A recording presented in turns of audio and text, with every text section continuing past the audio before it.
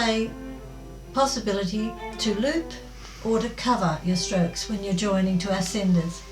Let's study now whether it would be best to loop or to cover when you're writing these letters.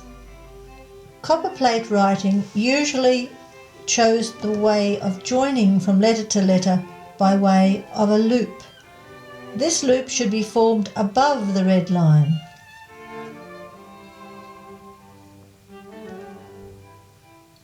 The loop is to be kept as small as possible and is formed by coming upwards at an angle which is quite sloping and coming down straight after it, always finishing on the red line.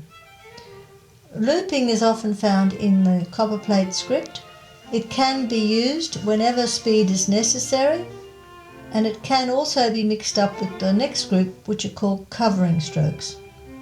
This is a stylistic element, however it is a hallmark of very fast writing. Covering strokes are generally found in the italic hand of the 1400s to the 1500s.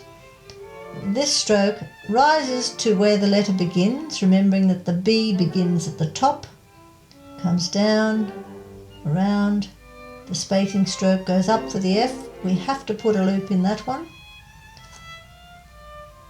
A horizontal joining stroke goes up to a covering stroke on the H, clockwise and down, covering the stroke for the K. If a small loop develops, this is not going to detract from the look of the writing in any way.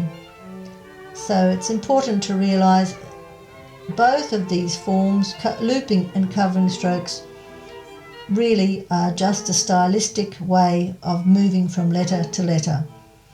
You can mix them up in the one word and it will still look quite attractive.